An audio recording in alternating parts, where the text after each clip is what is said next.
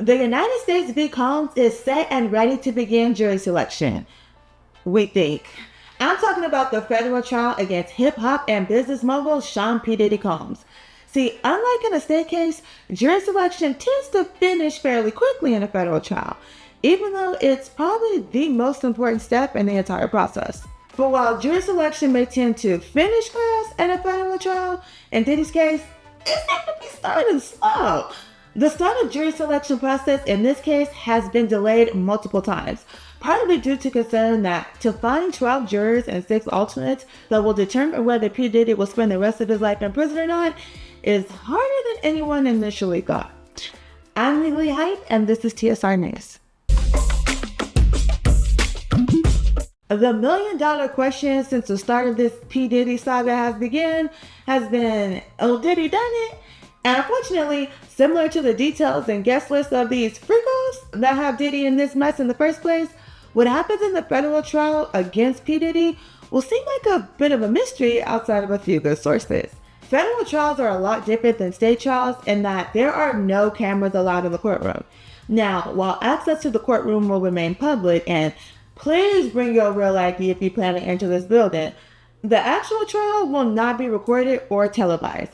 So we're going to have to rely on the notes of the people inside the courtroom during the hearings and the trial transcripts to get the inside scoop on what's happening. One of those sources are right here at the Shade Room. We'll be live tweeting from the courthouse from day one.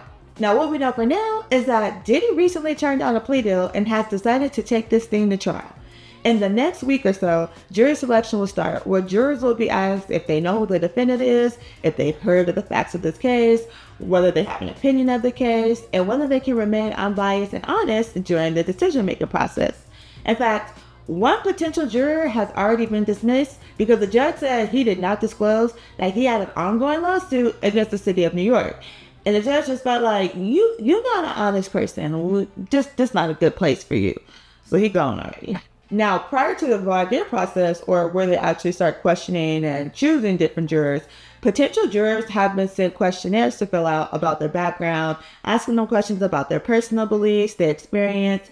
And since this case is based on allegations of sex crimes, it's likely these attorneys are going to want to know if any of the jurors have ever experienced any type of sexual abuse or assault. In fact, another potential juror was eliminated from the panel after she called to let the court know that she had previously worked in the domestic violence department of the Brooklyn DA's office. Now, some reports say that jurors were asked about and even dismissed for their views on certain celebrities such as P. Diddy himself, Michael B. Jordan, and Kid Cudi, but we haven't got the details as to why yet.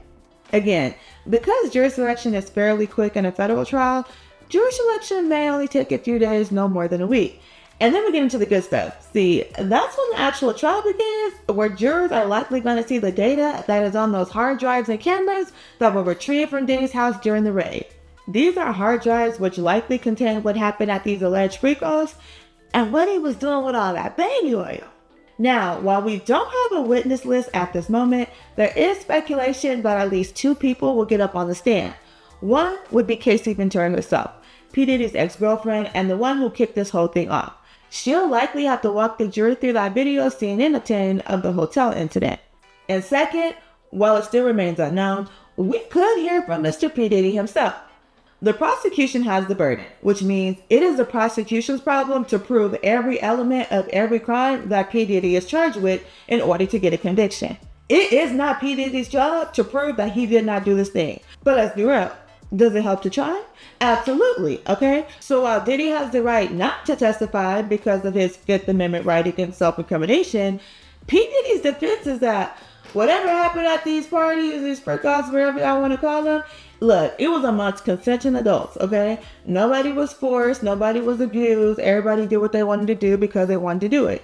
And to be honest, with a defense like that, the jury is definitely going to want to hear from the defendant. So let us know in the comment section below what you think about this case and whether you would want to hear from P. Diddy if you were on the jury.